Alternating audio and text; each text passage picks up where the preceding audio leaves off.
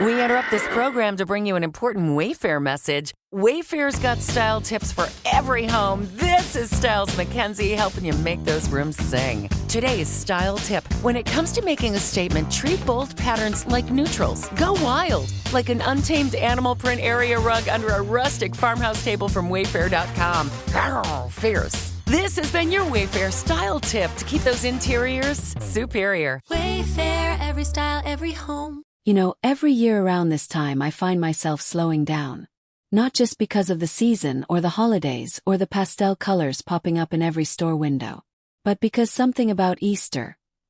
It just makes me pause. It's like the world whispers. It's time to reflect. It's time to remember. Do you feel that too? Absolutely. There's something sacred about this season, isn't there? It goes deeper than the chocolate eggs and bright baskets. It's the story behind it all. The real meaning of Easter. I think about sacrifice, about hope, and about new beginnings. Yes, new beginnings. That's what gets me every time. Whether you grew up in church or not, whether you celebrate Easter religiously or not, I think the core message touches everyone. That after hardship comes healing. That after the darkest night comes light. That love, real love, can't be buried. It rises again. Well said. For me, Easter is deeply personal. It reminds me of my roots. Growing up, my grandmother would wake us up before sunrise on Easter Sunday, dress us in our best clothes, and walk us to sunrise service. It didn't matter if it was cold or raining, we were going. And she'd say, "Because he got up early, we can too." That line stuck with me. It made me realize Easter is not just a date. It's a declaration. That gave me chills. And I get it. For my family, Easter was also about community. I remember we'd spend all week preparing, dyeing eggs on Thursday, rehearsing poems for Sunday's program, baking pound cakes and sweet rolls. But it wasn't just tradition. There was always this sense that we were celebrating something real. A risen Savior. A love that overcame death. That's the heart of Easter, isn't it? The resurrection of Jesus Christ. It's the core of the Christian faith. It's the moment everything changed, for history, for humanity, for eternity. And even for those who might not know the full story, there's power in hearing it. So let's tell it. Let's walk through the story again like it's the first time. For us, for them, for anyone who needs a little hope today. I'm with you. Let's go back. Let's begin where the sorrow starts, with the cross. It's impossible to talk about Easter without first talking about Good Friday. Because before there was resurrection, there was death. Painful, public, undeserved. The Son of God, nailed to a cross between two criminals. It's hard to imagine, right? The same Jesus who healed the blind, walked on water, fed thousands. He was betrayed, beaten, mocked, crowned with thorns. And for what? For loving too well? For challenging power with truth? For fulfilling a prophecy no one fully understood yet? And it wasn't just a physical death. It was spiritual, emotional, relational. His disciples scattered. His friends denied him. The sky grew dark. And even Jesus cried out, my God, why have you forsaken me?" That part always hits me because it reminds me he felt what we feel. Abandonment, fear, grief. Yes, and yet, in that moment, he was still carrying love, still thinking of others. He forgave those who hurt him. He told the thief next to him, "Today, you'll be with me in paradise." He looked down at his mother and made sure she'd be cared for. That kind of heart, that kind of mercy, that's divine. Then came silence. Jesus gave up his spirit. And the earth trembled. The veil in the temple tore in two. A Roman soldier stood there and said, "Truly this was the Son of God." Even the enemy recognized what had just happened. His body was taken down and laid in a borrowed tomb. And just like that, hope seemed gone. His followers hid. His enemies celebrated. And for 3 days, the world waited. But that third morning changed everything. Women, the very ones overlooked in that time, were the first to witness the miracle. They came to the tomb and found it empty. An angel said, "He is not here. He is risen, just as he said." And from there, the news spread like fire. Jesus was alive. He began appearing, first to Mary Magdalene, then to the disciples, then to over 500 people. Not a ghost, not a vision, but alive, eating, walking, teaching. That's what stirs me. The resurrection wasn't just spiritual. It was physical, real. Flesh and blood. He defeated death in every form. That stone rolled away wasn't just for him. It was for all of us. Every doubt, every fear, every failure rolled away. And that's the core of Easter. Not just that Jesus rose, but what it means for us, that love wins. That death doesn't have the final word. That no matter how dark Friday feels, Sunday is coming. Phew, you said that. And we need that message now more than ever. With everything going on in the world, pain, war, division, loss, we need the reminder that there's still life after loss. Still light after darkness. Still joy after mourning. Still peace in the storm. And that's why Easter matters. It's not just a story from the past. It's a lifeline in the present. That makes me think. How do we carry that message forward? How do we live in resurrection power, not just celebrate it once a year? Maybe it starts by remembering who we are. Easter is proof that we are loved, chosen, redeemed. It's not about being perfect. It's about being made new. Amen. And maybe it also means loving people the way Jesus did.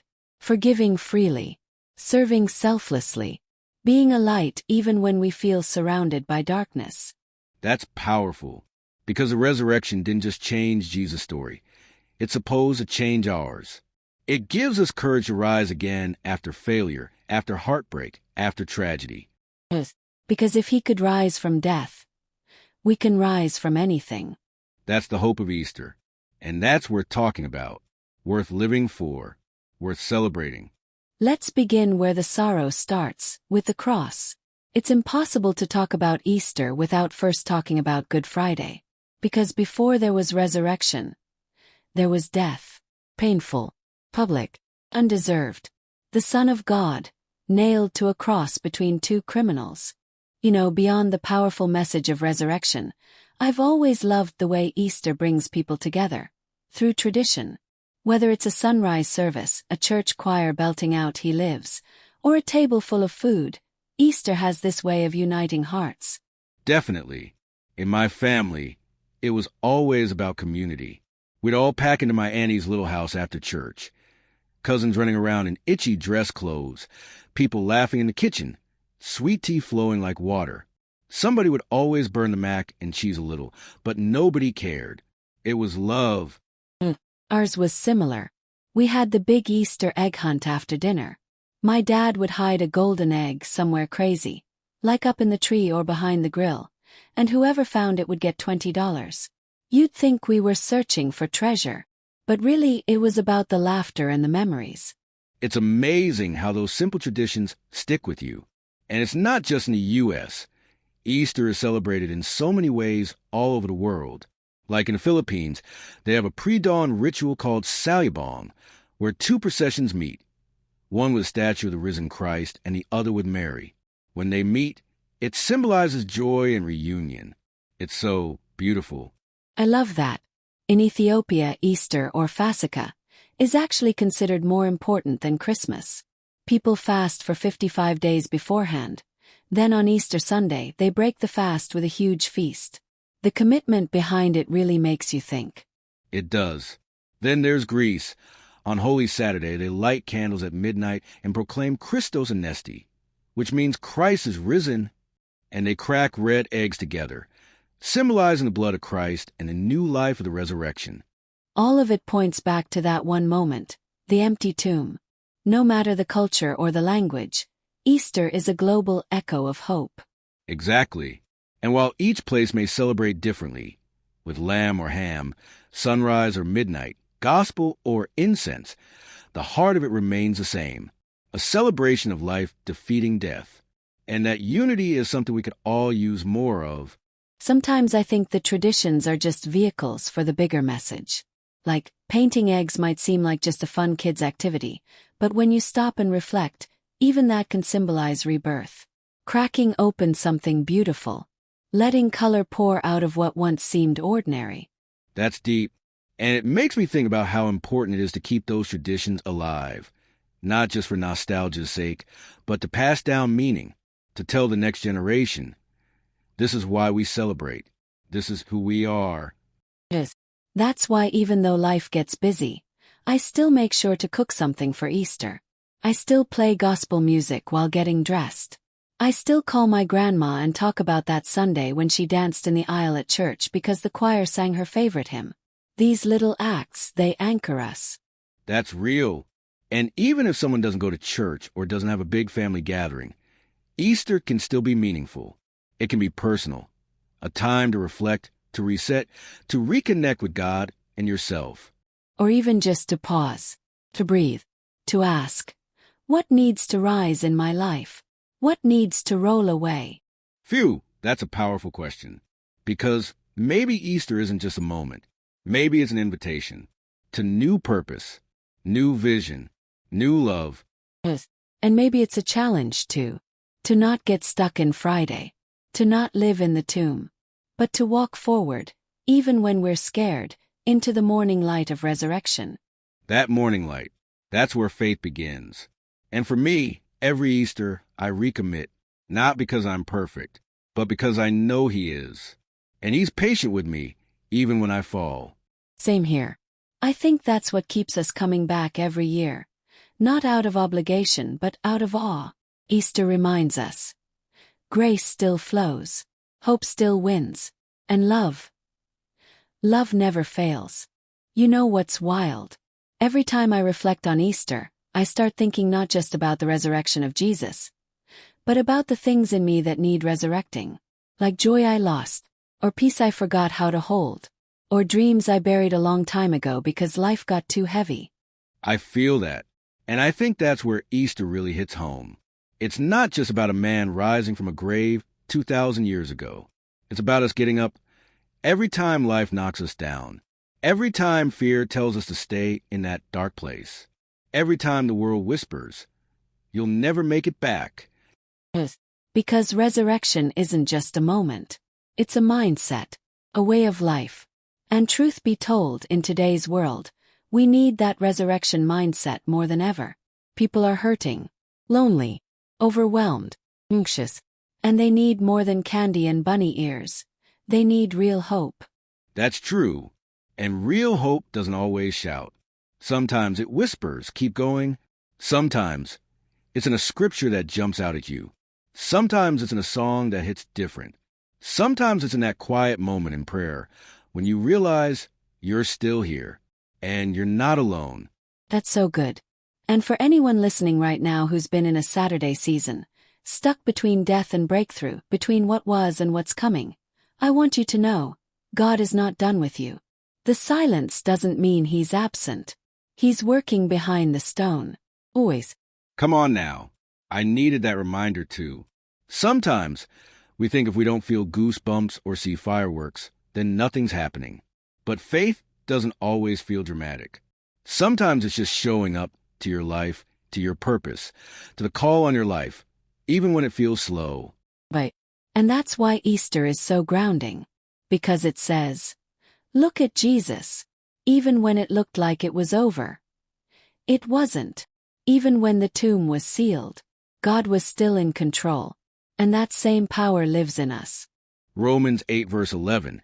The same Spirit that raised Christ from the dead lives in you. That verse gets me every time. It reminds me that I'm not powerless. That no matter what I face, depression, disappointment, doubt, I have resurrection power within me. Amen. And that resurrection power doesn't just help us get back up. It helps us walk in purpose. Helps us forgive people who don't deserve it. Helps us love beyond logic. Helps us speak life when all we've known is pain. You're speaking truth. And I think when we really let Easter sink in, we stop living reactive lives and start living resurrected lives. We stop letting the world shape our identity and start walking boldly in who God says we are. That's the shift. And I believe it's what this generation is hungry for. Not religion, not rules, but resurrection. Something real. Something raw. Something that says, yes, I've been broken, but I'm still here. And that means I've still got purpose. It's also a reminder that our scars don't disqualify us. Jesus still had scars when he rose, but those scars became his testimony, his proof. And maybe our healing will still carry the scars, but those scars can preach. Phew, you better say that. 'Cause people think healing means erasing the past. But Easter shows us healing means transforming the pain, redeeming the loss, using what broke you to bless someone else. Exactly. That's why I try to live in a way that reflects resurrection, not by being perfect, but by being real, being open about the times I fell, the seasons I didn't think I'd make it, because that's how people connect. That's how people see Jesus in us. And that's how we carry Easter forward. Not just by wearing white on Sunday or reposting scripture, but by embodying resurrection, by choosing joy, choosing grace, choosing faith even when fear's louder. That's it right there. Living like the tomb is still empty. That might be the best definition of faith I've heard in a while. You know, as I sit with everything we talked about, the cross, the empty tomb, the traditions, the hope, I realize Easter isn't something we just celebrate. It's something we live. And when I say that, I don't mean just in church once a year or dressing up or even singing the songs that come with the season. I mean Easter is this quiet revolution that starts in your soul, a movement from death to life, from fear to faith, from shame to grace. It's waking up every day and choosing to walk like the stone has been rolled away, like your Savior's alive, and so are you. Because I'll be honest, I didn't always get it. I didn't always feel the weight of the resurrection. I grew up in church. I heard the story so many times it started to feel like background noise. I knew the timeline. Jesus betrayed on Thursday, crucified on Friday, rose on Sunday. We'd say he got up, and everybody would clap and shout. But the truth is, I was going through life feeling more like Saturday. You know what I mean? That in-between space. Not dead, but not alive either. Not broken, but not whole. Smiling, but empty inside. And I think a lot of people feel that way. Maybe you do. You're going through motions, showing up, doing your best, but deep down you're wondering, is this all there is? You feel like something's missing. Something sacred. Something powerful. That's what Easter brings back. It reminds us that Jesus didn't just die to save us from something. He died to save us for something. Easter says, you don't have to stay in that grave. It says you can get back up, not just because you're strong, but because he is. And when he rose, he took your chains with him, your guilt, your past, your doubt, your fear. It's all buried. And what came out of that tomb is not just Jesus. It's your future. That's what hit me hard one Easter morning a few years ago. I was sitting in church, hands in my lap, not really present. Life had hit me hard that year. Lost someone I loved. Lost a job. Felt like I lost a part of myself, honestly. And the preacher said, you're not too dead for God to resurrect. And that line broke something open in me, because I felt dead inside. Like the dreams I once had, buried. The joy I used to carry, gone. The peace I prayed for, just silence. But that morning, something shifted. I heard God say, I'm not done. And it wasn't loud or fancy. It was gentle, but it was real. And that's the power of Easter. It doesn't always come in lightning bolts.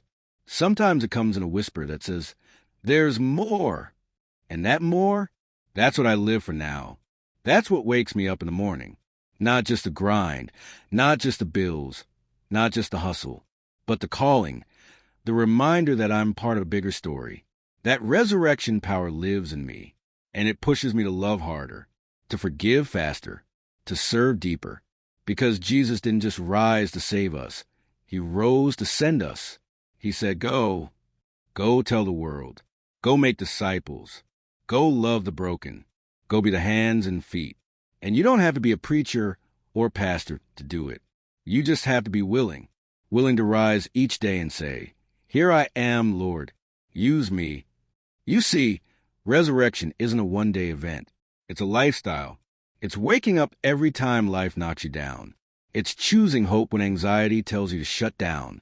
It's choosing peace when the world gives you every reason to panic. It's remembering that you are not your past, that Jesus paid for all of it, and that payment cleared. And maybe that's the part people struggle with. Forgiveness, forgiving others, forgiving themselves. But if Easter teaches us anything, it's that grace isn't earned, it's given. And it's not about what we've done, it's about what he did. His blood paid the price. His body bore the weight. And his resurrection opened the door to freedom. So if you're listening right now and you've been walking through life with shame heavy on your back, Easter says you can lay it down. You are not your worst decision. You are not your darkest night. You are not what they said about you. You are what God says about you. Redeemed, restored, beloved, chosen. That's not just poetry. That's power. And it's personal for me. Because I know what it's like to question your worth. I know what it's like to feel forgotten. But the tune proves otherwise. It says you matter so much that God himself stepped into your pain, took your place, and gave you a new name. And now, when heaven sees you, it doesn't see your sin, it sees a son. That's the gospel. That's the good news. That's Easter. It changes the way you think, the way you talk, the way you walk. And more than anything, it changes the way you love. Because Jesus didn't die just for perfect people.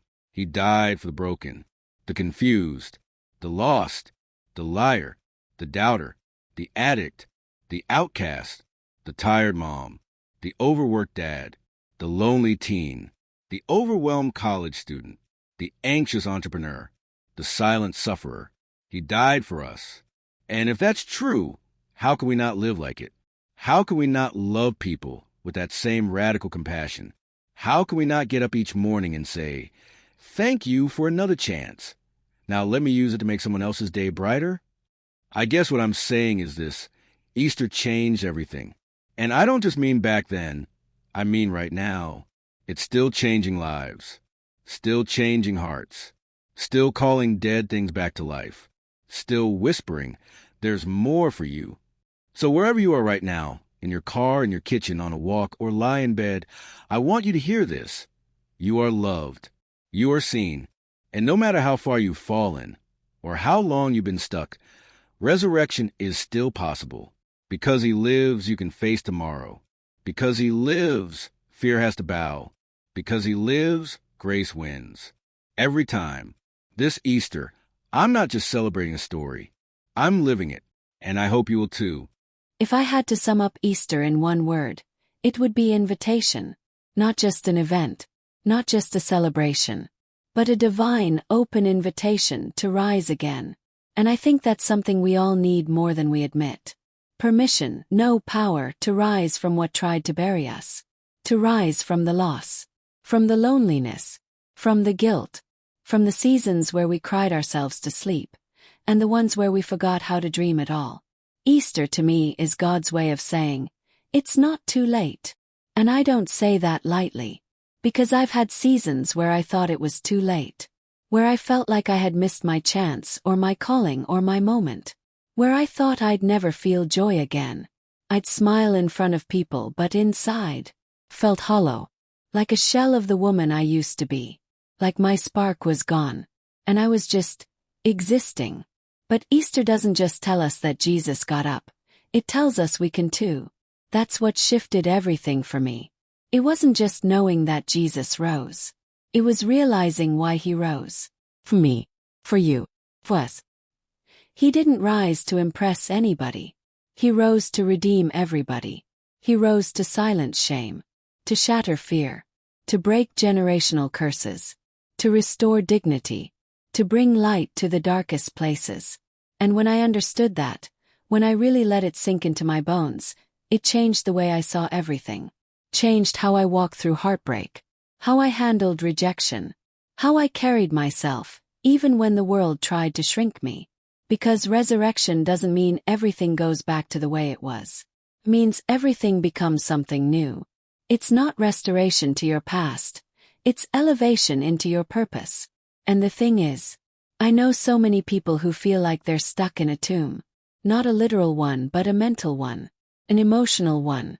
A relationship that's draining them. A cycle they can't seem to break. A shame they just can't shake. A silence they don't know how to speak through. If that's you, I want you to know something.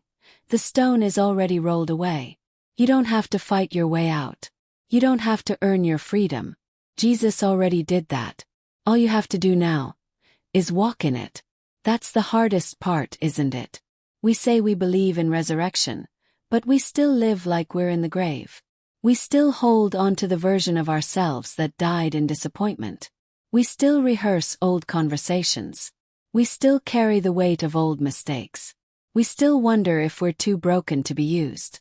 But Easter says, no, you are never too far. You are never too lost. You are never too late. Jesus didn't rise so we could live small. He didn't defeat death so we could live in fear. He rose so we could live free. And I think that's the journey I've been on, learning to walk like I'm free. It's not perfect. It's not linear. But it's real. And every day, I get better at recognizing the voice of God over the voice of guilt. I get better at choosing rest instead of rushing. Choosing faith over fear. At choosing joy, not the fake kind but the deep, unshakable kind, the kind that says, even if I cry tonight, I will rise in the morning. And that's Easter. It's not about ignoring the pain. It's about believing in the promise. It's about standing on the truth that no matter what the world throws at you, God's grace is always stronger. And His love. It's not this fragile, fleeting feeling. It's fierce. It's faithful. It's forever. It meets you in your shame and wraps you in mercy. It walks into your tomb and says, "Get up, daughter." And maybe that's the part that gets me every year. The tenderness of it all. How Jesus, even in His glorified, resurrected body, still took time to see people, to speak to Mary by name, to comfort Thomas in his doubt, to restore Peter after his failure. That's love. Not conditional, not convenient, not cold, kind, consistent. The kind of love that goes back for the one, that stays behind for the wounded, that whispers, "I still choose you." And when you know you're loved like that, you stop striving, you stop settling, you stop shrinking to fit into places God never told you to stay. Easter frees you, not just from sin but from shame, not just from death but from discouragement, from living in survival mode. It says, you don't have to fight for your identity anymore. It's already finished. Jesus didn't come back with vengeance. He came back with victory. And He handed that victory to you. So I don't know what your tomb looks like today. Maybe it's grief. Maybe it's insecurity. Maybe it's an old label that someone slapped on you and you started to believe. But hear me, that's not who you are anymore. Because Easter isn't just something that happened. It's something that happens. It happens when the addict finally puts down the bottle. It happens when the couple decides to forgive and start again. It happens when the woman who thought she wasn't enough realizes she was chosen all along. It happens when we finally stop running and come back to the one who's been waiting with arms wide open. That's the invitation of Easter. Not just to believe, but to become. To become who you were always meant to be. Whole, holy, and healed. And it doesn't matter how many times you've failed, or how long you've been silent. It doesn't matter what your resume says or what your family did. For the tomb is empty. Anything is possible. That's what I want to carry with me this year. Not just the emotion of Easter Sunday. Not just the high of the music or the message. But the quiet, burning truth. That because He lives, can live too. Fully, freely, faithfully. That I don't have to hide anymore. I don't have to pretend. Can rise. Can love. Can try again. Because the stone is gone. The grave is empty. And my story is not over. So wherever this finds you, whether you're on the mountain or deep in the valley, I want you to hear this. You're not alone. You're not forgotten. You're not disqualified. You are chosen. You are forgiven. You are called. And you've got resurrection power running through your veins. So rise, woman of God. Speak life. Break the silence. Be bold with your love and loud with your light. The world needs your voice, your story, your fire. And Easter. Easter is your reminder that the best is not behind you. It's just beginning. He is risen. And so are you.